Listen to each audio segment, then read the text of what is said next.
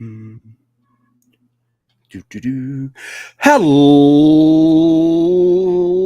everyone, and welcome to the Never Open Podcast, the podcast open to everyone, except the guy who gave Shooter Umino a small novelty check. My name is Luke, and I am your host of the Never Open Podcast, and with me, as always, is Mr. Andy. So, hello, Mr. Andy. Hello, Mr. Andy. Hello, Luke. And hello to giant novelty checks, because that's the only kind of novelty check you should be getting around here. I don't know about you, but, anytime I write a check, it is a giant novelty check. That's right. I don't think small or medium-sized or normal-sized checks are a thing anymore. I think they've all been phased out. But you can't phase out the giant novelty check because they're just way too hilarious to ever fully get rid of. That's right. And we're going to talk about, I guess, one night of destruction and the next night of destruction, which was called New Japan Pro Wrestling Battle Line. Ooh. Yeah, but it's also on the road to destruction. So I feel like, when you're driving on a highway or something and there's like there's a small town, but you could turn down that town and it's take about like 10 minutes to get back out onto the freeway, or you can just stay on the fucking freeway, right? Right, but you might miss the biggest ball of yarn. That's right. So what I feel like on the road to destruction, they've seen the turn off for Battle Line 5 kilometers or miles, whatever. They've taken the Battle Line turn off. And then after Battle Line, they're back onto the destruction road and off we go. Yeah. Yeah. Oh. But I mean, that's the thing though. Roadside attractions, Rock City. You say yeah, like you already know all this. I know this already. The largest, ball of twine in the world. That's right. We got fucking large fruits here, like the largest pineapple in the world, the fucking big banana. That kind of shit. How are you going to miss the big banana? You got to get to the big banana, That's right. If you want to know where the big banana is, it's in, I think it's in Queensland, I think. Yoshihashi lives in Queensland? No, it just ends there.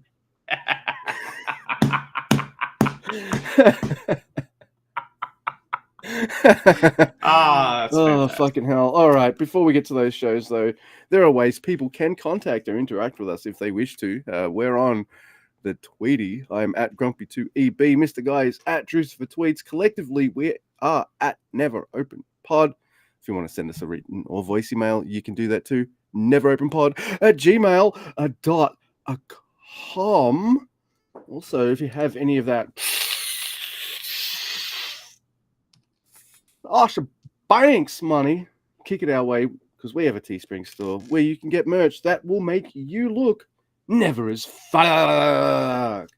You can also see me kind of crush the intro this week with your eyes, because we're on the YouTube.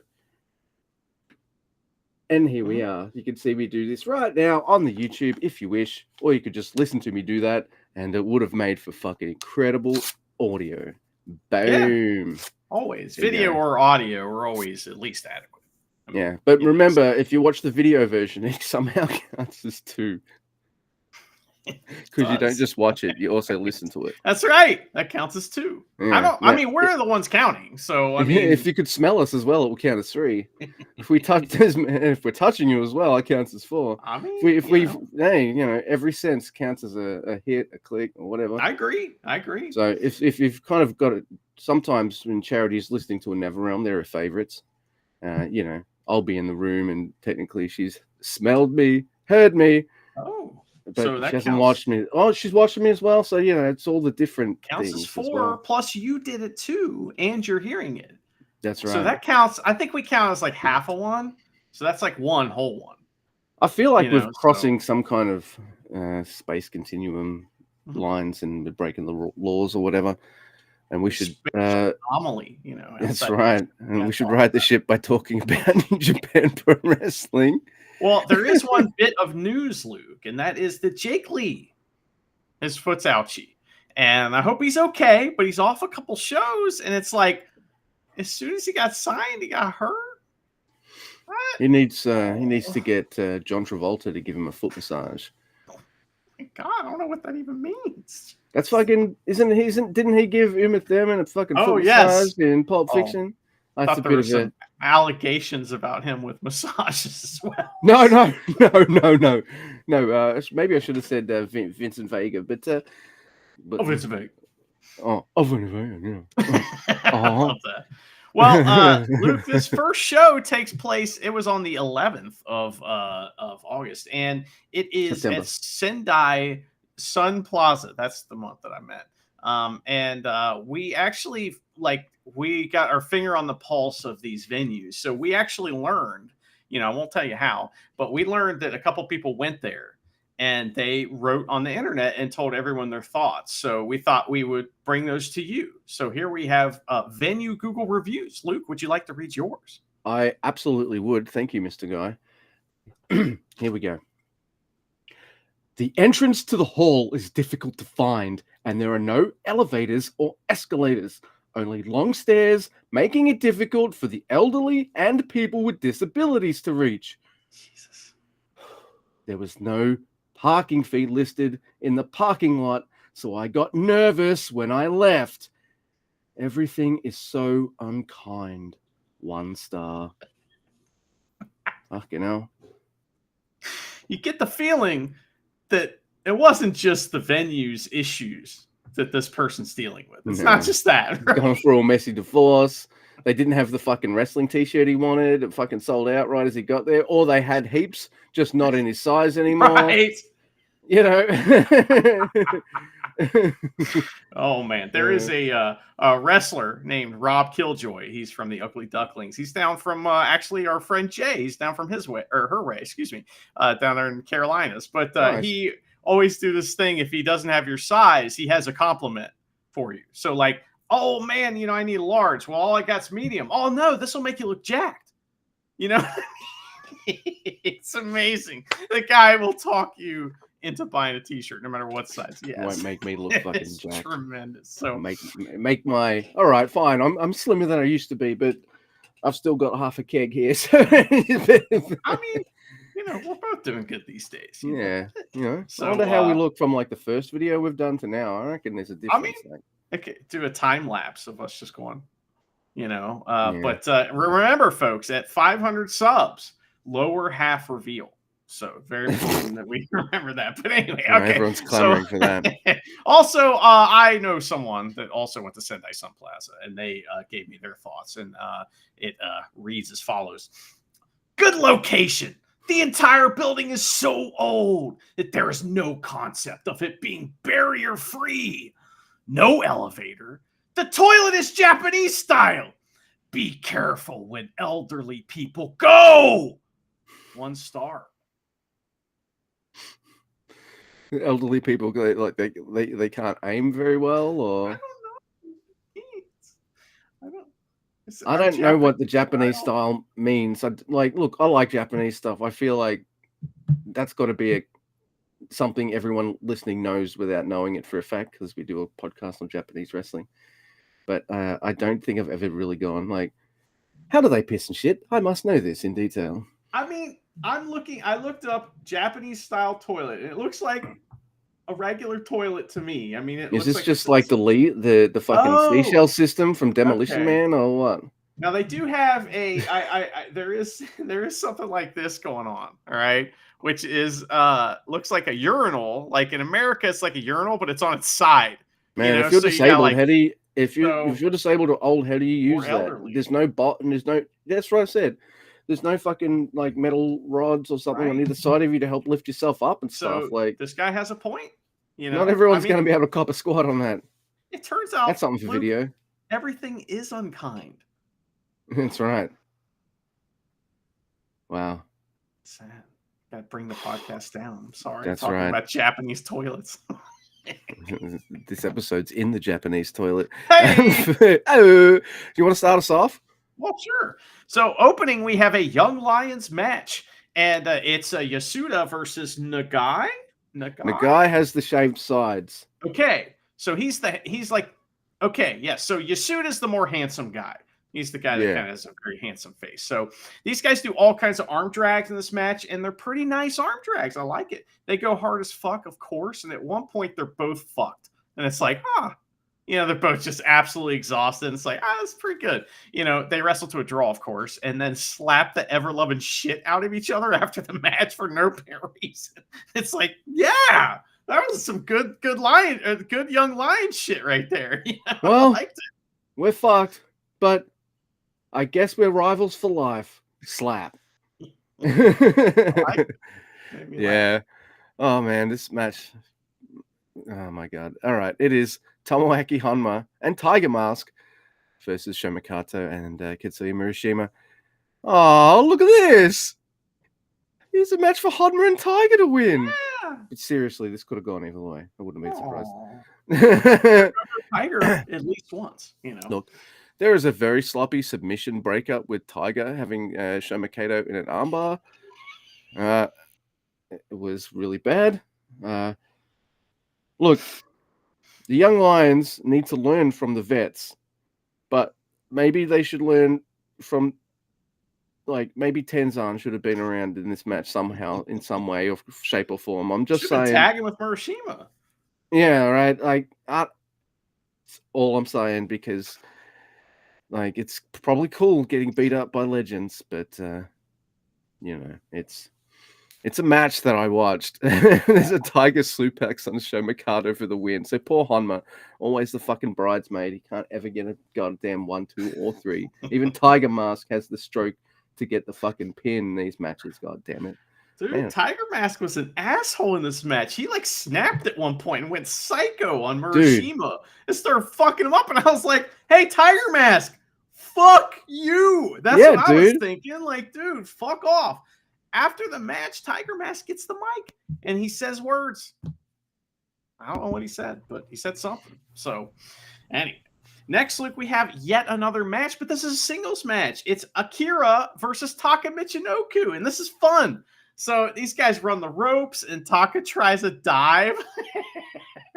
But as he's going to do the dive, there's a really awkward strike from Akira that's poorly timed for both of them to stop it. Everybody's working late tonight, So they get into a strike exchange. It's really good. Taka gets some holds on to wear Akira down and keep him from flying all around all over the fucking place.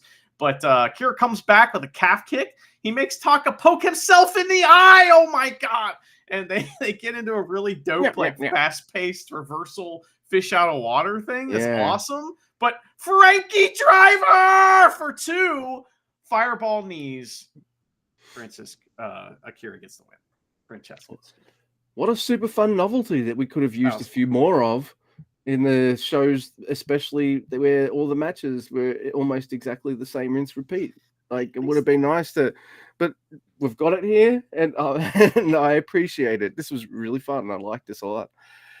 And I love the next match. It's Sonata and Taichi, just 2 guys, versus Kosei Fujita and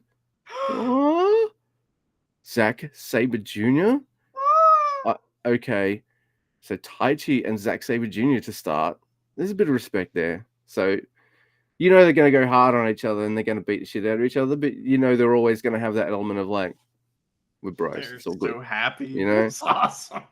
I like that. They're going to have this kind of bro rivalry rather than I betrayed you, and we're just in different circles now. It's all good. We're bros. There's a big boot battle, which is nice.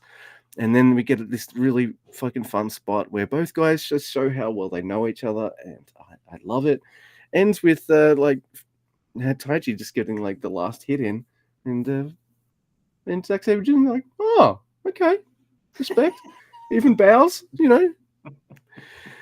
And it's so fleeting that I'm almost angry when Sonata and Vegeta tag in. I'm like, no, oh my god.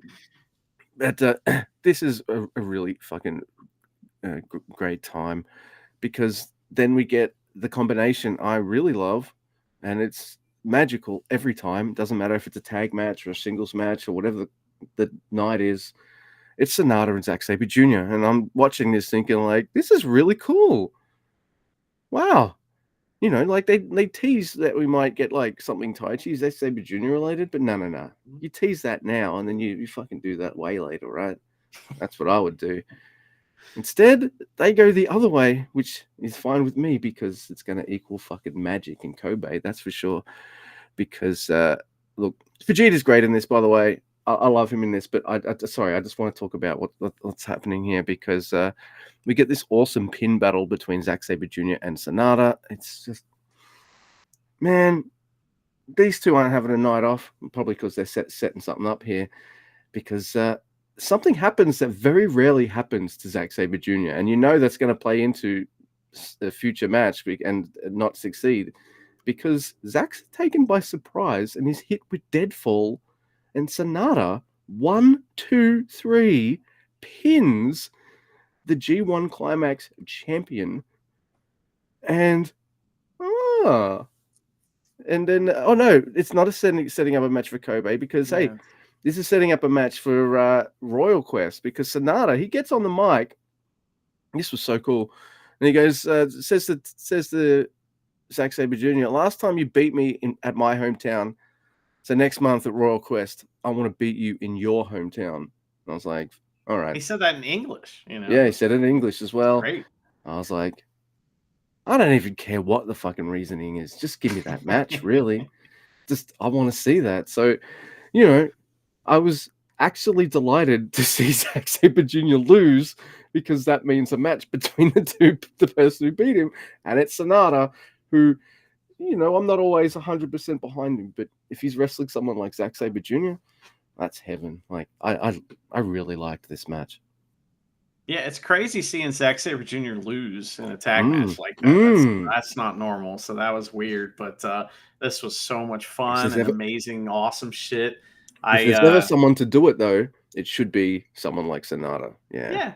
I mean, I'd rather be Taichi, but you know, Sonata's very good at wrestling, and he's one of the only, like, honestly, one of the only matchups that I have where when Sonata's wrestling this person, I actually care is when it's Zack Sabre Jr. So, you know, it's kind of, I don't know. I can't think of too many matchups with Sonata that I love other than him and Yano. It's like Zack Sabre Jr. and Yano. Those are my favorite Sonata opponents. I mean, my other favorite was Taichi, and he joined forces, so they can't fight each other anymore. So. Yeah, that's true, right? You know? Oh, man. It was cool. I'm pretty sure there's a couple of others, but I just can't think of them right now. But yeah.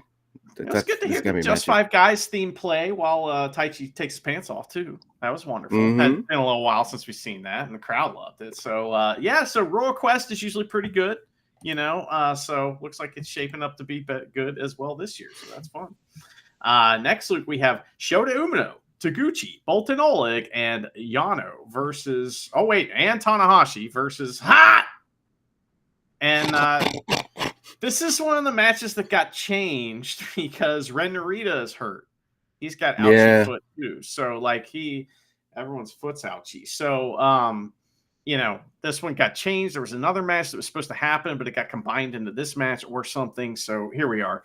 But Taguchi is wearing a fake title belt and dressed like Dick Togo again. And the presidential candidates start the match and show to tag in after that. And both teams are cheating, but the good guys only do it after the bad guys do it. So it's okay.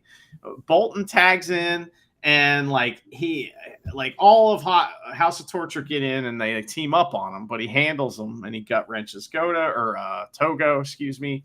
Taguchi tags in versus Togo, and that's fun. Because it's like, Taguchi's finally going to get him alone, but House of Torture ain't going to let that happen. They get in and beat the shit out of him. You know, we get Dick to Funk contact. So everybody in the pool, they all hit moves. Tanahashi foils the Pip Kane attempt and clears the way for Taguchi to kill Togo. Suntory surprise, though. Magic Killer. Dick Togo pins Taguchi. Oh, Taguchi's so mad. He'll get his revenge one day. Oh, yeah, one day. Oh my god. So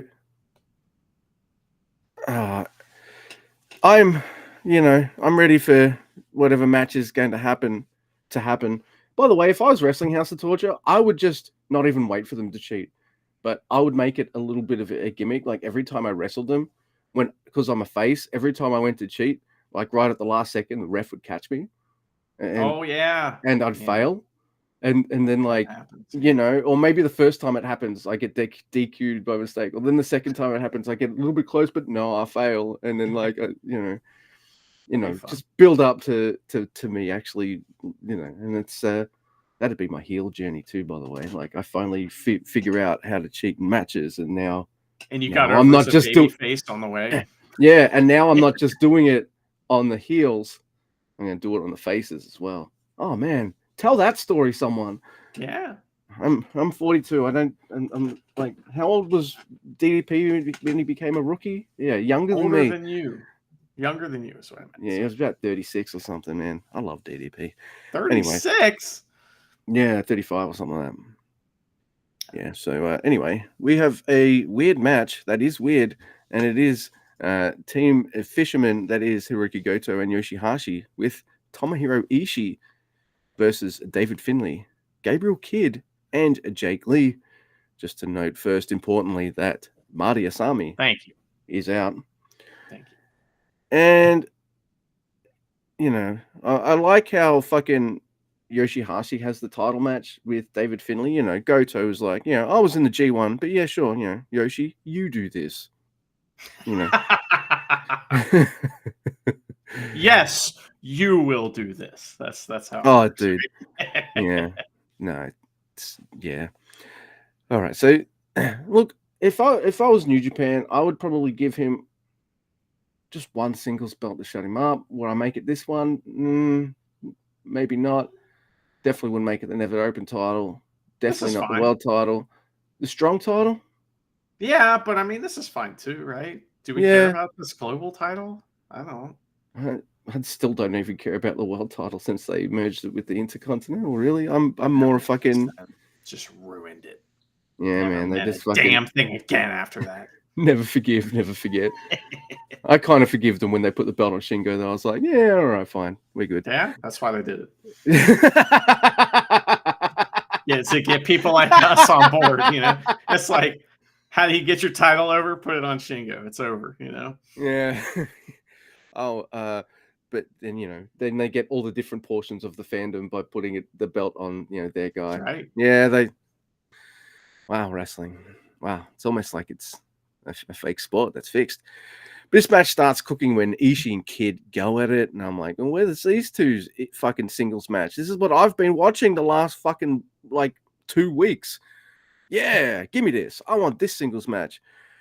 And this match is going well. It kind of feels a little fresh and fun because we've not had this repeatedly over the last whatever, we've just had Honma and Ishii. Yeah, they add some spice to the mix here with these other guys. Yeah. But then there's a reverse GTR on Gabriel Kidd and a lariat by Goto, and Gabe Kidd's not. Is he selling or is he fucking rocked? Like he doesn't kick out. I don't know. Because what happens is there's a like I've seen. All right, if it's part of selling it, right, it's fine. He did. I'm only mentioning it because, yeah, those moves do look gnarly. I'll give Goto that, but I've seen him do it like a million times, and it's been fine, right? Mm-hmm. And then to see him do a normal kind of brainbuster after that, nothing untoward. Like I didn't see him do it in a way that made it look more brutal or like "fuck you, Gabriel Kidd" or anything like that. It seemed like a normal reverse GTR, and then a lariat, and then a brainbuster. But then Chumpy's counting 1, 2, and he knows, and Goto knows it's not the finish. But Kidd's not moving, and Chumpy's not that fucking chumpy, and he counts the 3. Goto's music plays, so at least the fucking guy doing the music isn't like, I'm going to hesitate. Nah, I've got all the tracks lined the fuck up just in case of emergencies. So he's the fastest on the ball, I guess, the music person.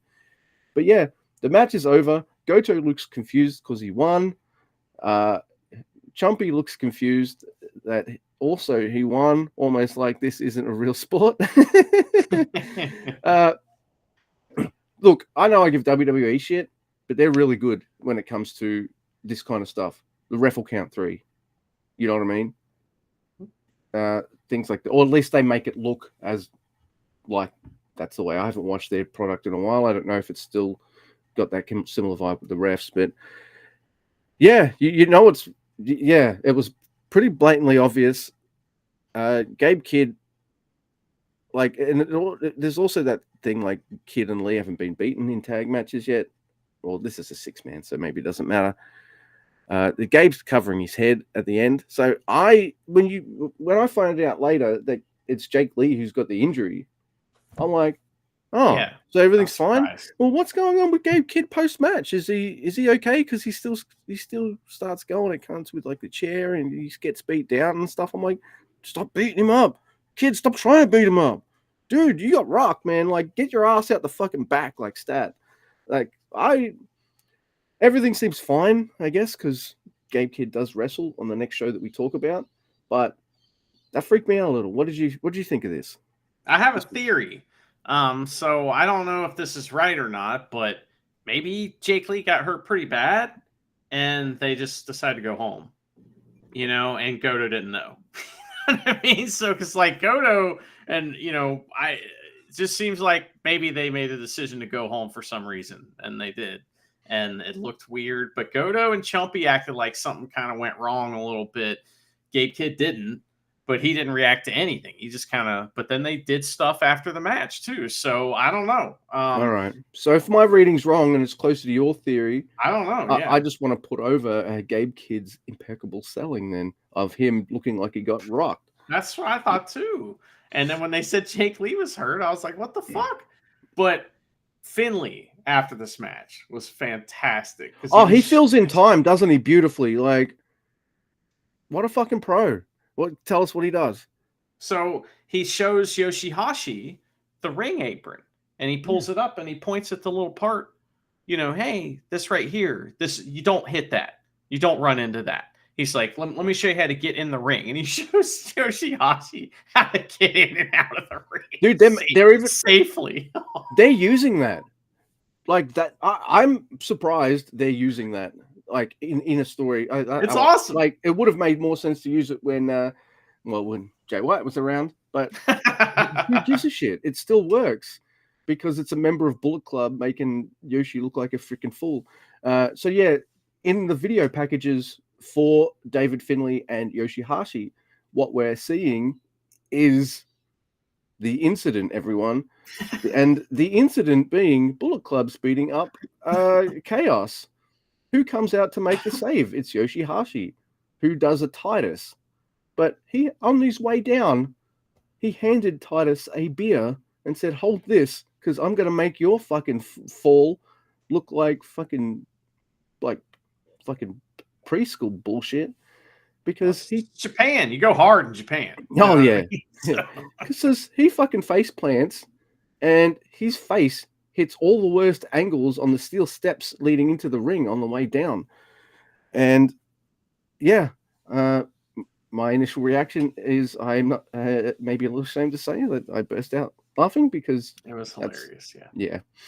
And he was trying to save Okada from a beatdown, right? And like he was supposed to be part of that story, but he got KO'd and he was out for like a month after that. I think that put the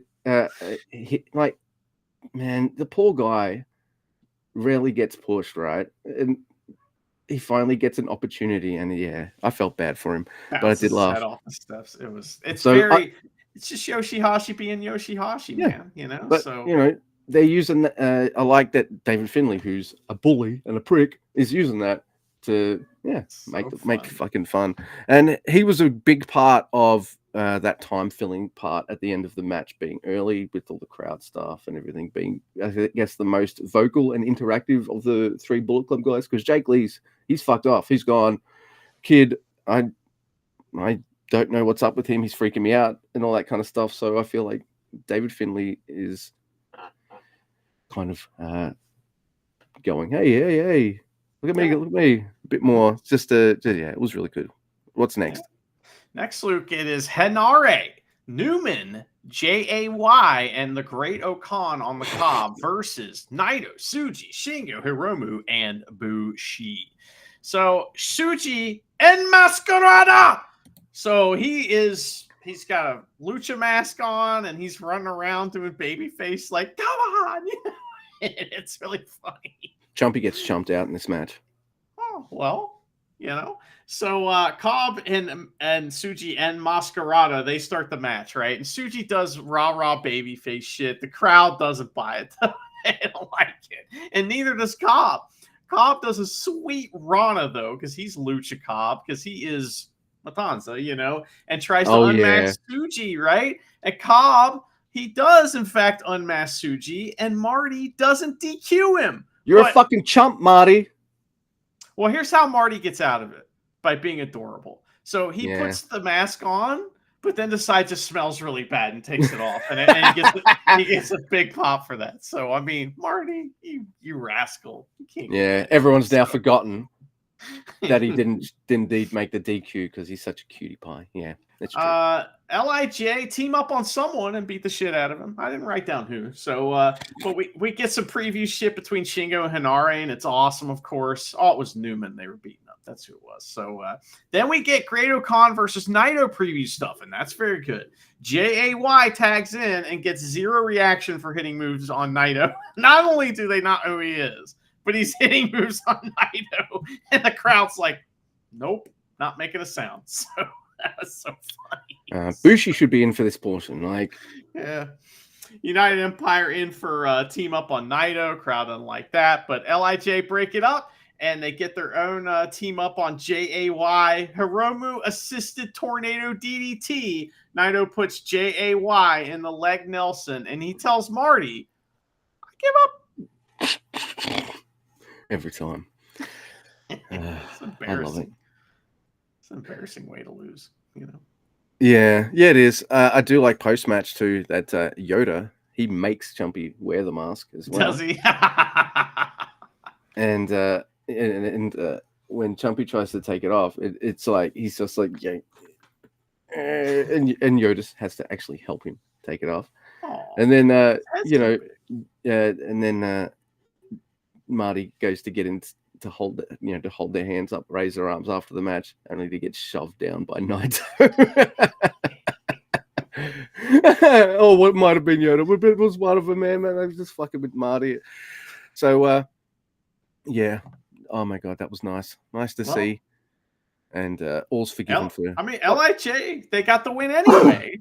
You know, even though he fucked him over by not DQing Cobb, you know. So I mean, he deserves to get shoved down. That's right. And putting the smelly mask over his face or something.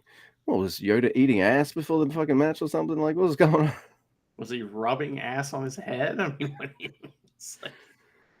mean? All right, never mind. We're not speculating because, yeah, you can also help me with parts of this as well, man. We have something important to talk about now. Yeah, you know, I love this match.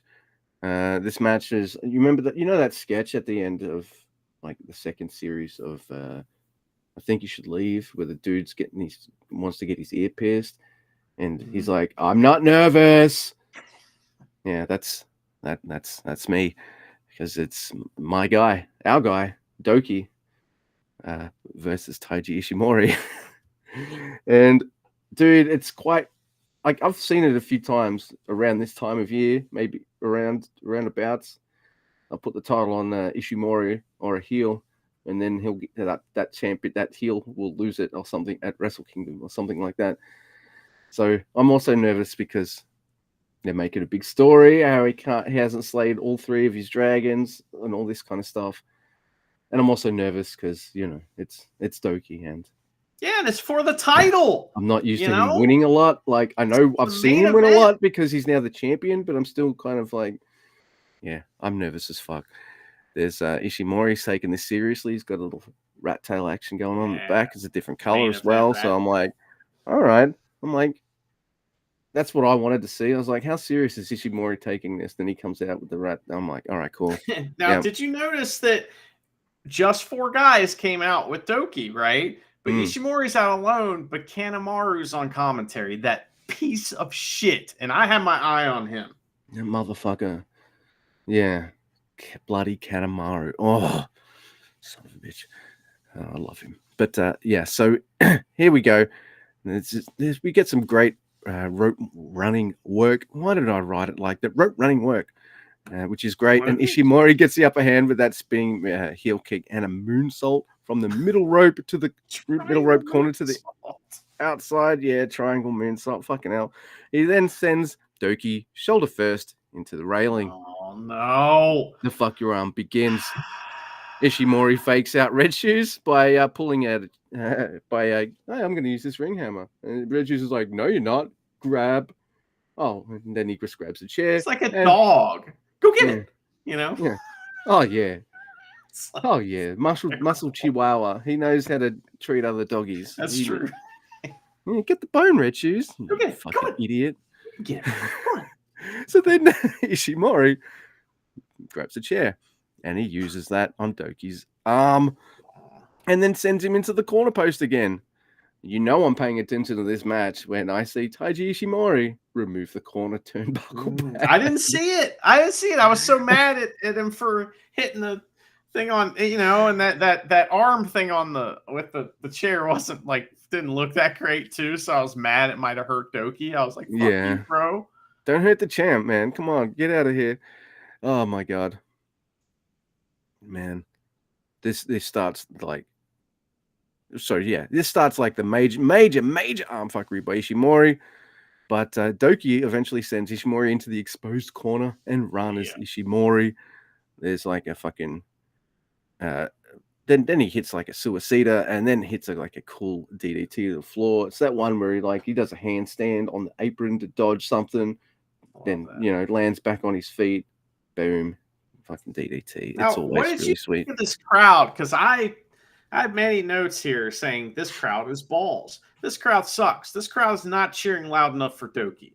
I think they get there, but man, they aren't there right here. I was pretty mad at them. I was mad at Ishimori and the crowd. So. Yeah, maybe the dominant Ishimori at the start is making them all quiet and nervous or something. Maybe their silence was more of an indictment on Ishimori and stuff like that. Dare you beat up our Doki? It's like Jay beating up Jay beating up on Naito. No, we don't want to see that. Oh my god! So we get a swinging suplex by Doki for 2. A fucking Canadian codebreaker thing. Stops Doki's daybreak attempt, which is awesome. We get this awesome Great Khan slam and a pin for 2 by Doki. Then a Doki goddamn chokey. Yeah. There are fucking great combos and reversals and Doki chokies. And and one of the ways Ishimori breaks up a Doki chokey, the Italian stretch 32, isn't because he's some kind of wrestling genius. It's like his body goes fucking limp and he falls and he just so happens to land into the ropes, which I thought was really cool and a great way of selling the Doki chokey. Good. Look, I just want to. I don't know if I mentioned this enough, but I'm gonna or at all because his offense is just so fucking amazing.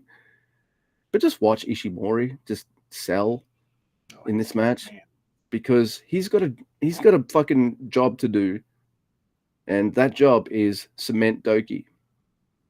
And this motherfucker, not just all right, Despy and him are friends. That's fine. It took him. There's a story that I don't know, man.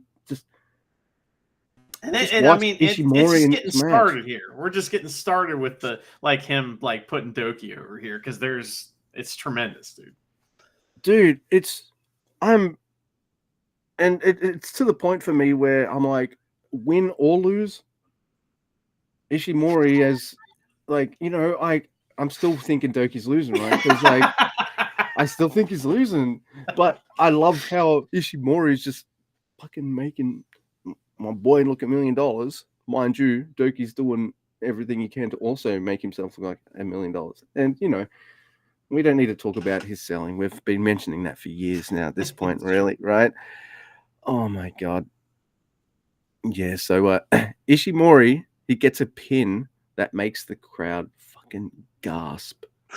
Just gasp. And I think that might be the point where everyone's just like, oh, yeah. Let's start making some noise, Yeah. So it's the Doki kick out is fucking awesome. There's a boner lock where Ishimori has fucking like parts of Doki's face exposed, and like you could understand a wrestler's instinct in that position to be like, oh, I'm just going to quickly adjust myself here because like my face is showing, and obviously I think I'm not in pain, but no, he fucking like he's taking that move, man. He's getting boner locked with most of his face showing, and I'm like, man, this guy. Oh fuck, man, I'm getting nervous with that boner lock. It takes everything for Doki. Oh, I'm at the edge of my seat, dude. He gets out of that boner lock. I'm on the edge of my seat. Then there's another fucking boner lock. Doki makes it to the ropes, only for this one to be an extra long fucking boner lock because he's just rolled. Fucking Doki Ishimori back. kicked the ropes. He's kicked off the bottom rope to roll back into the middle of the ring, man. like a dickhead, which should have been a rope break, Red Shoes. But I'm just like, oh no. I'm like, it's too soon. It's too soon. Can't tap out. But no, exactly. Not a tap out as well. Like, come on, man. They really got me. And then we get these awesome fucking reversals, and like, all right, like they make this creative as fuck way to help Doki get the. They do like 20 reversals, like 20. I'm not kidding. Literally 20 reversals. And, and this leads to the big pop up behind the back low blow from Ishimori after the ref. But it was a ref bump, but it was literally a ref bump. They bumped into the ref, which made him turn around, which allowed him to do that. And that shit was nuts. What I like about the pop up low blow is it's like he lets them leapfrog over. Ishimori lets them leapfrog over him, and then he just kicks backwards into the dick. They land right on his leg as he kicks it up. It's fucking awesome. So, my wife brought me coffee, everyone. That's why I trailed off. Thank you for having my back there, Mr. Guy. So what happens is, it's just Ishimori, like, no one's going to, I guess the whole thing is, like, it's such a complex move to put on the suplex to the Luna. No one's going to quite, like, Doki's never going to kill Ishimori enough to hit that properly the normal way. He's too slippery. He's too sly for that. But Doki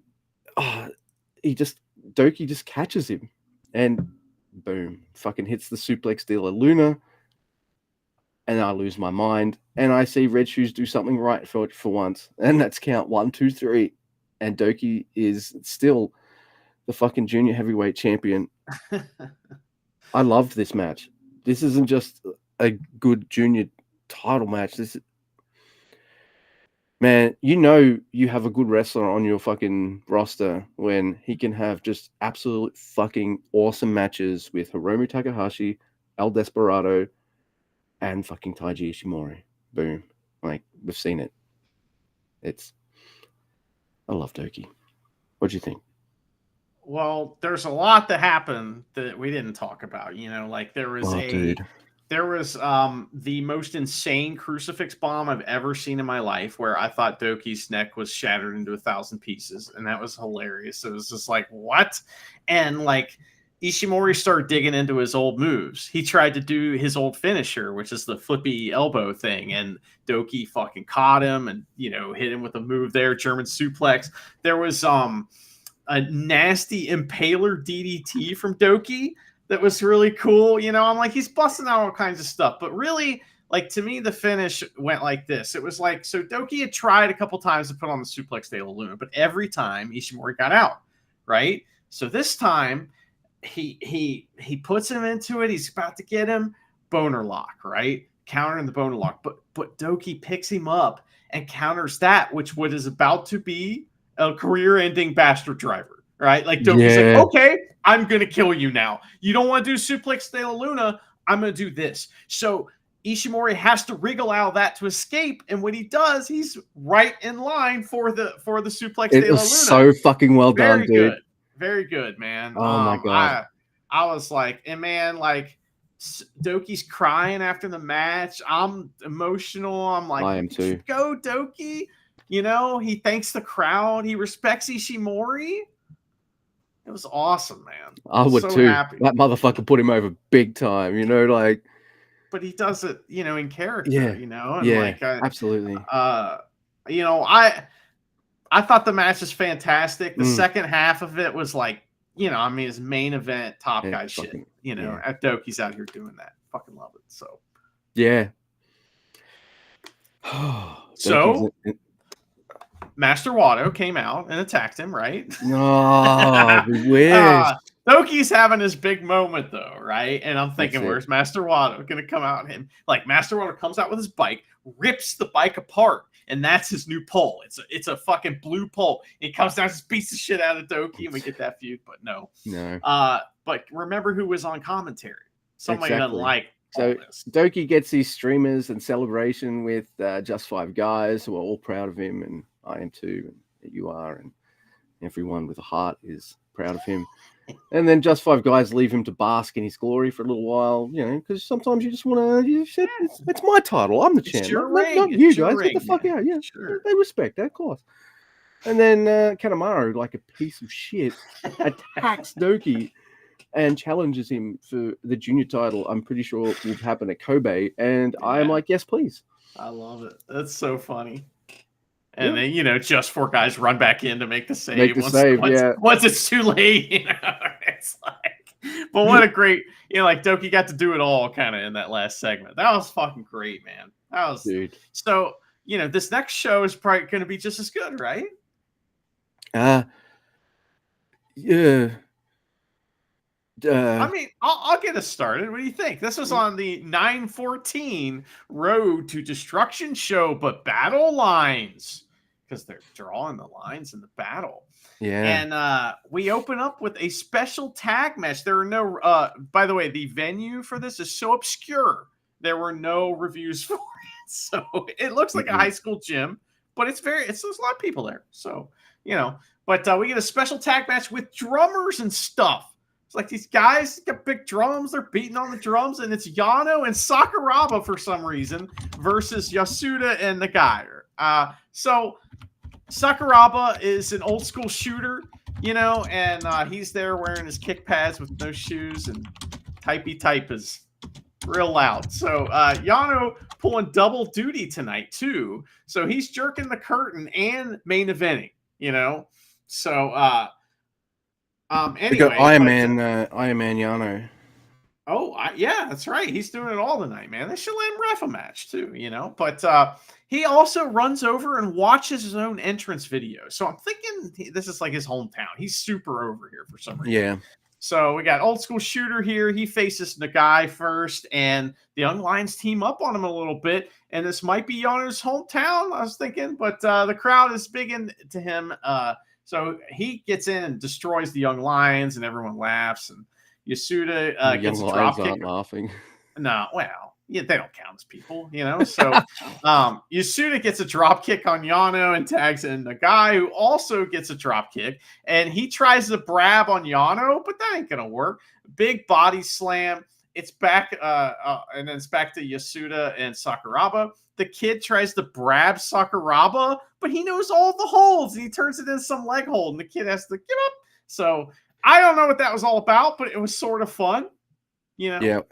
Yeah, it was sort of fun. And by the way,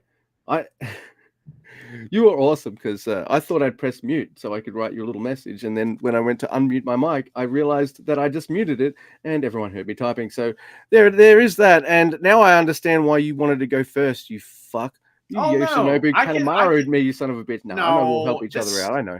It's the Rambo. I have listed everybody's entrance, and I have everyone's elimination except for Taka Michinoku. I thought he was going to run out the end from under the ring because I never saw him get thrown out. So I don't have every elimination, but I have little things here and there that tickled me throughout the match, and I hope I do have all the things. But look, when you have a Royal Rumble-ish style match, what do you want? You want the gift of the gods title, where you can challenge anyone, anywhere, Lucha Underground style. You want a fucking main event spot at WrestleMania. You know what I mean?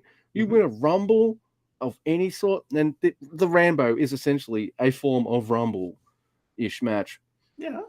All right. What do you get for this? Oh, yeah, you get this Hot Springs voucher. And it's not even a giant one. No, not even a giant novelty Hot Springs voucher. It was normal sized. Fuck off. It was so normal sized, it felt smaller because it wasn't giant. You know what I mean? I think it was. I think this is reality we're talking about here. It's like I didn't like it.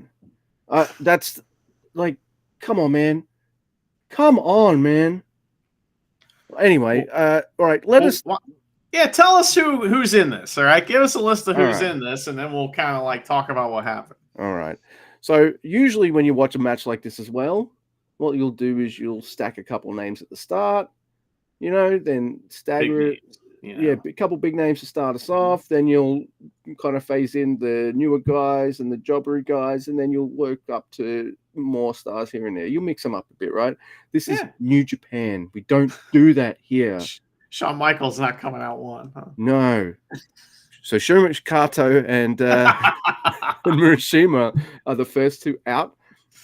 They're also the first two out, by the way. So they're the first two out. The first two out. Then we get a gentleman named Yuma. Is that correct? Yuma 24. Yuma 24. Tomoaki Honma. Tiger Mask. Kosai Fujita. Jado. Ryusuke Taguchi. Francesco Akira. Taka Michinoku. Tomoya. Tenzan. We've seen him before. We've seen Tomoya. Tenzan, which gets the fucking loudest pop of the match so far, until Izuka comes out. What? Hey, awesome. Tenzan isn't retired. The chances are you might see him on a show. Izuka retired. So he comes out raging through the crowd with the Iron Claw. He even beats up one of the fucking commentators as well. He even tears his shirt apart and all that kind of shit. It's awesome. Not Milano's shirt as well, because Izuka probably respects Milano. So, That's right. But Izuka, who probably gets the pop of the match. Yoshinobu Kanemaru, that Snake. Sho Doki? Yeah. Sonata, Shooter, and Zack Sabre Jr.? That's right. How many matches are on this card? It turns out not many. Well, you forgot one very important person, Luke, which is very upsetting that you forgot, because I think a bigger pop. Izuka came out, but there's only one man that can tame the beast, and that is Taichi, who came out next after him, right? You're right. So because we get awesome. Oh my god, yeah. So look, I do like that Murashima tries to get a sneaky pin at the start. Murashima also makes Honma hit Tiger Mask by ducking, which is that was funny, and they were dicks after that too. Yeah, but tell us about I always love Iron Claw shenanigans. So come on, man. Well, so one of the things that's awesome about this match is that the crowd sounds like they're going up and down a roller coaster.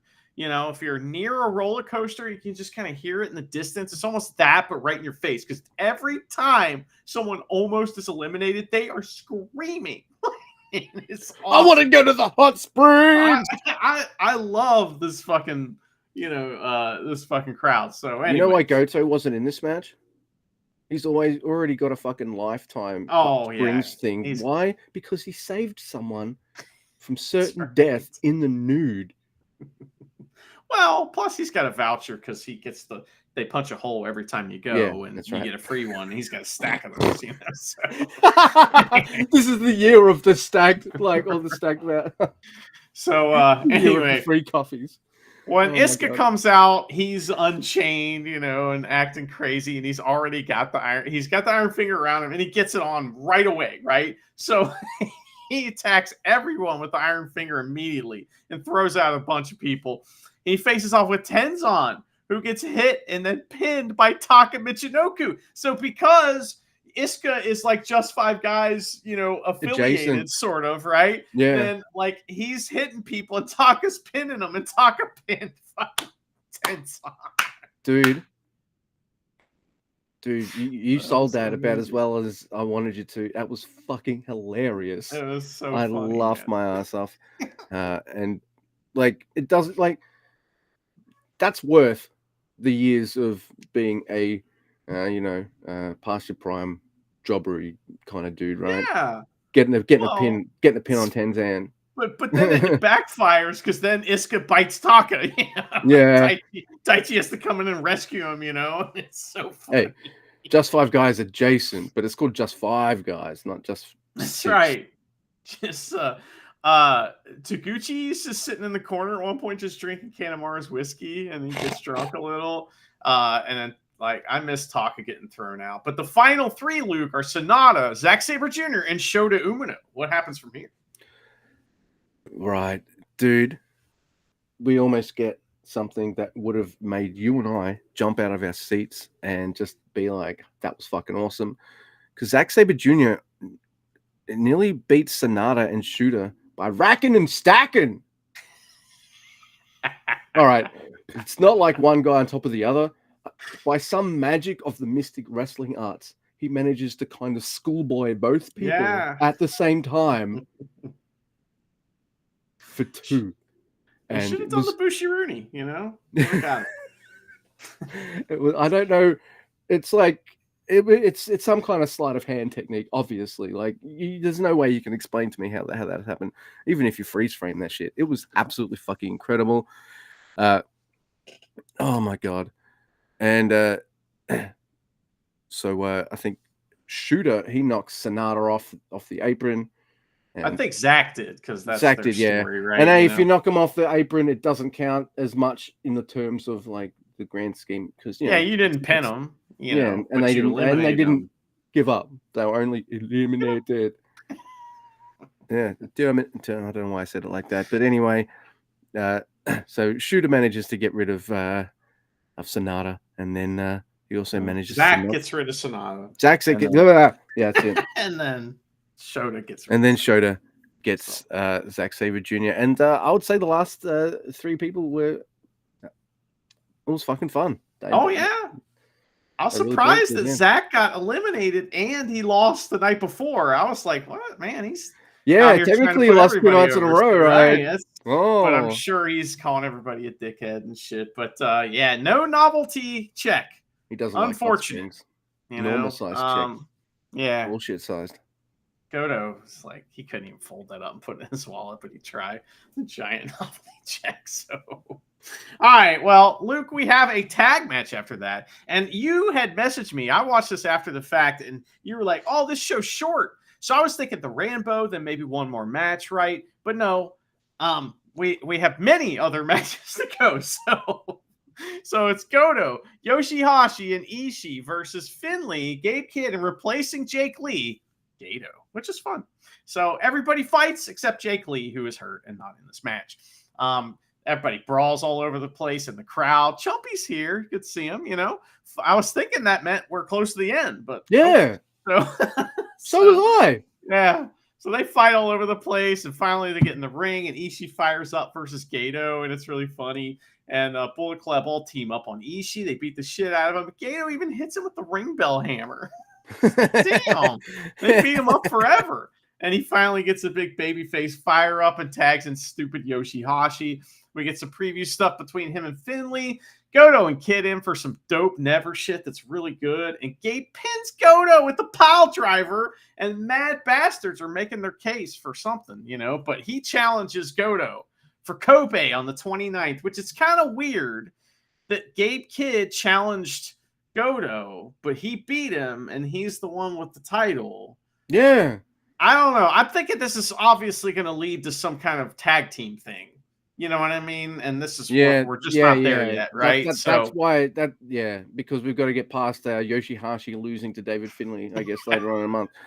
But unless they go the other way, stranger things happen. No, that would be the strangest thing to have happened, I think. I'd be okay with that. My last note is sadly Gabe challenges the guy he just beat, even though Ishii is right there. Yeah. And yeah. Ishii's right there. Good call. Yeah.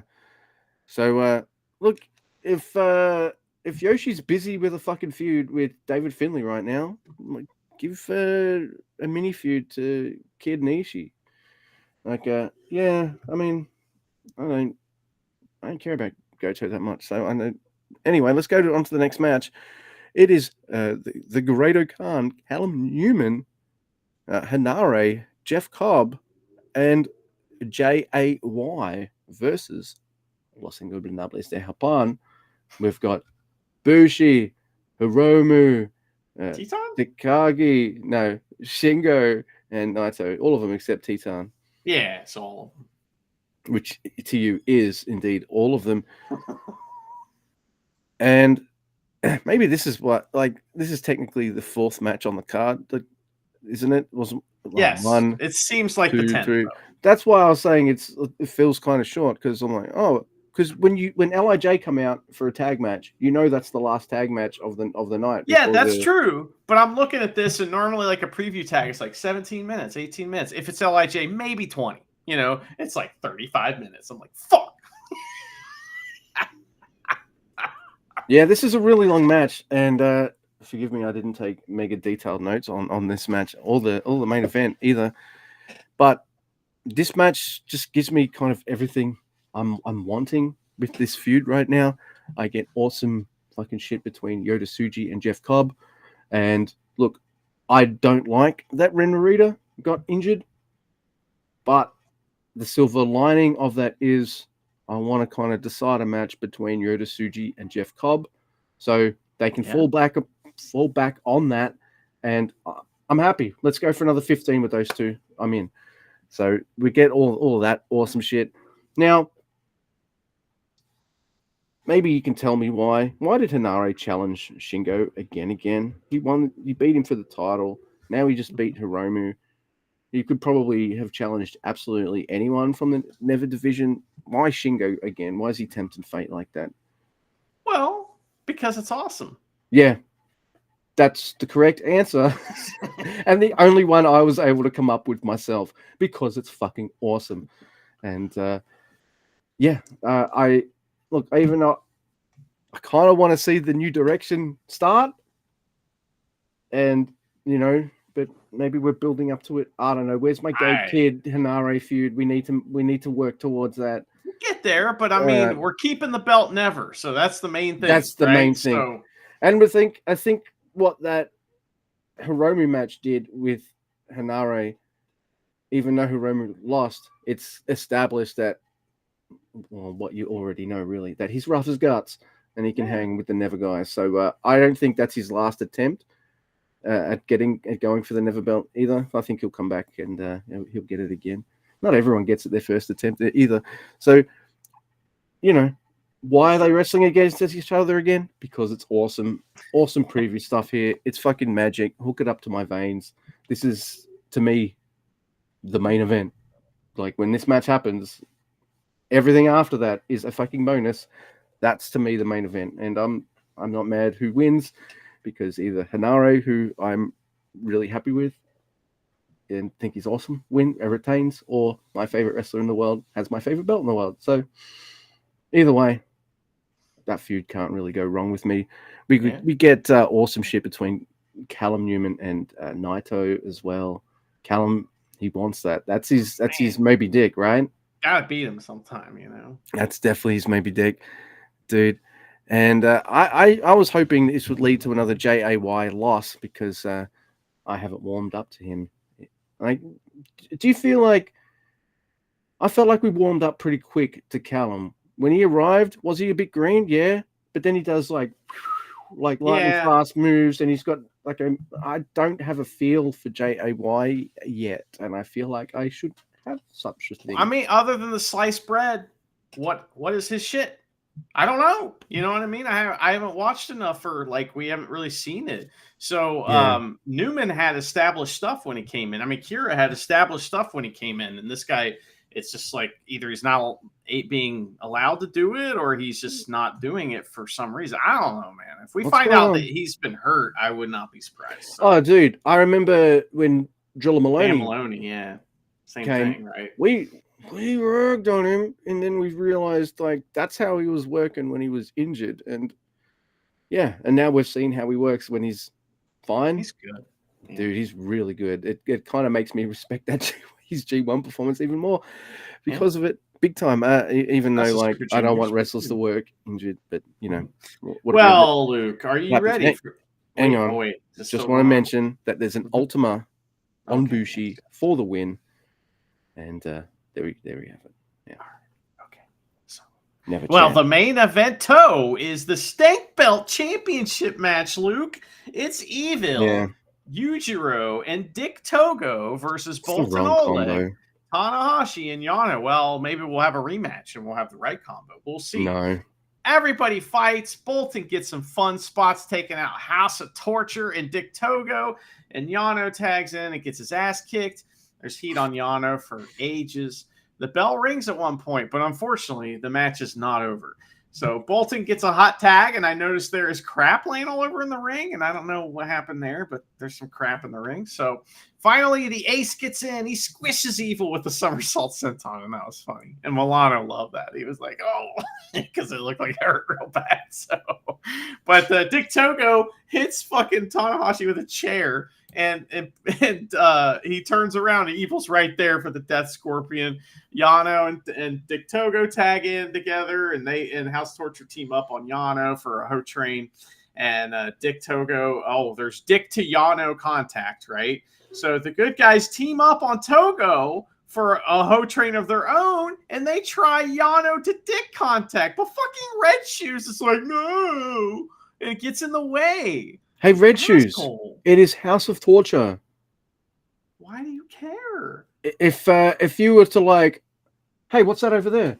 Hey, what's that over there? Just for a second, no one's gonna bat an eyelid. Just why does it? I mean, like he could literally just go like he does sometimes. I mean, sometimes he literally does that on purpose so that just to fuck with the heel. So this is the guy who has to completely turn his back on the match he's supposed to be reffing, so he can put away a weapon that Ishimori brought in, so he can slowly and deliberately. Well, this is in a high school gym, so we'll put it that way. Maybe this isn't the place where the big comeuppance happens. But anyway, so we don't get the Yano to the contact, but crowd's booing a lot. I really like the crowd. There's a ref bump, Suntory surprise magic killer on Yano, but Tanahashi breaks up the pin.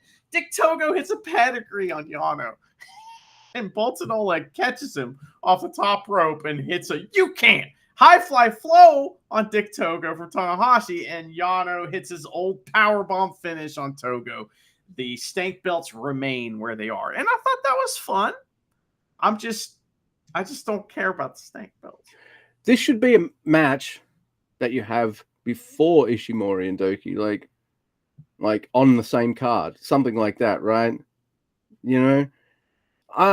Why? Yeah, this match main evented after the Never match, after the Junior match. Like, President's got some stroke, I guess. But jokes aside, this match was fine. I thought like this House of Torture combo was weird, and then show challenges begin. But this time, how about we do it not in a hick town? So, and then I'm like, well, what's the combination then? That would be like Evil Show and Dick. And no, he means Evil Show and fucking Yujiro was the one I didn't want in this combo. And then I was about to think, well, what about Kanema? He's got better things to do right now. Busy. Having a fucking feud with the main event boy. Yeah. So, all right. Yeah. House of Torture, they can do better with their feuds. And I don't mean they're doing bad. I just mean like they should be feuding with like someone else, I guess. $5? Yeah, something. I don't know, man. This is a very cartoony feud. I feel like, including the cartoon ending of the bad guys losing, but they haven't lost the war. Like Megatron would say, or some G.I. Joe dickhead would say every episode, whatever. Destro, whatever his name, Cobra Commander. Fuck those guys. Anyway. Okay. I'm ready for... All right. If they're going to progress this, and I do remember us saying we wanted the presidents versus presidents match at some point. Mhm. Then we need Cartoon House of Torture to start doing some fucking brutal dickbag shit, where maybe they break in quotation marks Oleg's fucking arm or something, or they bloody them or something before the That'd be match or something like that. Feel like if you want to make the presidents versus presidents thing maybe a bit, unless they're going to keep it being a whole cartoon, in which case I'm not sure I like full cartoon House of Torture. I like them when they have I guess a feud that's got a bit more oomph to it, I guess. And this stank belt feud lacks oomph. Yeah, the stank belts in general are stanky. Mm-hmm.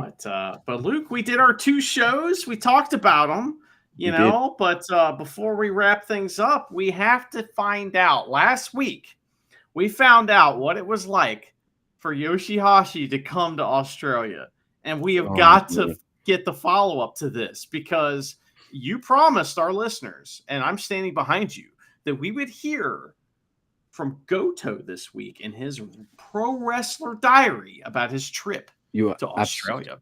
You are absolutely correct, dude. All right, so Jay's written, seems like Goto was oblivious to Yoshihashi's frustration. Lol, they're like a married couple. So this is episode 434 called Overthrow! Trip to Australia. And for some reason he's wearing a hard hat, and it's actually an adorable photo of him. And I don't.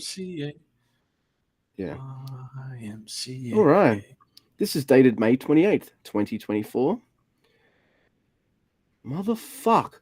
I forget about this every time, but all right. I guess I have to do it. Hello, everyone. My injured ribs have finally healed, and they no longer cause me pain. I wondered what was going to happen to the Bishamon World Tour as I was healing, but with Yo-chan's help, we were able to end up with 2 wins in a row. And here's a random photo of Yoshihashi looking like he's having a fucking pub meal, which is fairly standard in Australia. And last week there was him. We saw the picture of the pub meal, right? And you called him like you called him like a dag or something for taking a picture of his meal. Dude, yeah. But this is more a picture of Yoshihashi, which includes the meal. I know. I'm just saying. It's like picture inception. Yeah. The thing I remember most about Australia is the great steak I had on the first day. Aussie beef is the best. Nice. Yeah, that's a little different to Yoshihashi. He wasn't a big fan of the food, if I recall correctly. Another thing that left a long-standing impression was when I arrived at the venue too early on the second day and had too much time on my hands. The flight was about 10 hours. Normally, I wish I had an anywhere door like Doraemon, but nobody sat next to me, and I was quite comfortable. Where was Yoshihashi? Was this the fucking time where fucking Yoshihashi's like, we're too early, there's nothing to do, where is everyone? And Goto's just like fucking in some kind of tranquil meditative pose or some shit. Like I can just that's how that's what happens when you go to the sauna, 18 hours out of the day. I'm hoping people get the Anywhere Door by Doraemon reference, because I absolutely do not. Anime and manga, for someone who likes Japanese culture and Japanese things, they're a big blind spot for me. I love comic books too. Like it's crazy how little of this stuff I've consumed. It's absolutely embarrassing, to be honest. I do love Spirited Away though, and the Castle of Cagliostro. They're amazing. Anyway, back to Goto. Where will the world tour take us next? I don't know yet, but it won't start until I get my belt back soon. And here's a photo of Goto and Yoshihashi hanging out, playing pool with some other dude.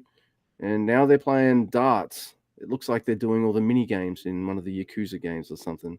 Junior Shooter Junior? Or Dream Shooter Junior? There's no Dream Shooter Junior. Fuck! That's irritating. Come on now. There is... By the way, these two wish they would be chosen to be in a Yakuza game. And there's heaps of New Japan dudes in those games. Heaps. Mm-hmm. I mean, that's money, dude. But they're all top guys. Yeah. Or ex-top guys, you know. Today, for example, we are heading to film New Japan Pro Wrestling Daisakusen Bishamon Showdown Sanbansho. The clothes I'm going to wear is the sparkling t-shirt that was talked about at the Dontaku press conference the other day. Only that men one. like myself have a sparkling personality, can wear such a shirt. Please look forward to the on-air. Is there a picture of him in the goddamn shirt? No. That was... All right, it's not Goto's best email, but I have to admit, like, it's probably his... It's interesting to read an email like that.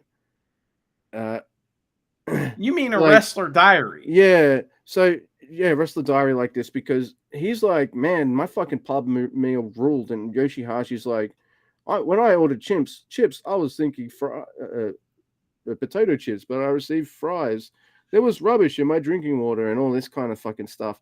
The meat was very nice, however. So fucking, you know. So he did like the meat, but I mean, you just feel like that Goto's like he's just like having a good time, enjoying his life, and Yoshihashi's over here just bitching up a storm. Is that what's going on? Goto didn't even mention that he forgot his adapter.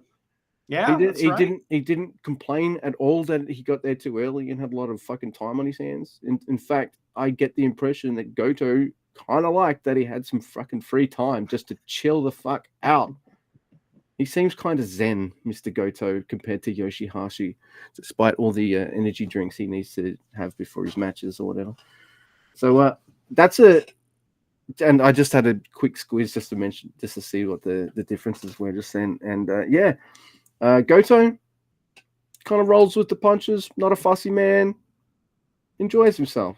It's just, you know, Yoshihashi, complaining little bitch who can't think of solutions, like fucking incense sticks, even though he wrote it in that diary that one time. Oh my goodness. Man, that was really nice. I was really in the mood to chat to you about wrestling. Well, we did it. Yeah, you know, those were good shows. We'll be back probably to preview the Kobe show in a Never Realm, so you got to listen to that if you want to hear us talk about wrestling. Sorry, you know, we'll probably talk about a bunch of other shit. Maybe we'll talk about Rome. Maybe we'll talk about ring powers. Maybe we won't talk about either of those things. You never know. We've got a few videos that we're making our way through. I did watch Godzilla Minus Zero. Oh, tremendous! Charity. Right? We fucking loved it. Yeah, and amazing. Good thing it's a prequel, because like I didn't know it was the second one, and we've got a copy of Shin Godzilla waiting. I didn't know it was the second one either. So, but that one's set in the modern day, Shin Godzilla, but by the same makers or something like that. Okay. But yeah, so -1 was tremendous, and yeah, so you might get some of that. I watched Amsterdam, which was panned when it came out, but Charity and I kind of loved it. Maybe I need to talk about these on another platform. I don't know. But anyway, Mr. Guy. Oh, man. See, I have such a fun time chatting with you. Man, shit. Fuck. All right. Well, in Gato, we trust that one.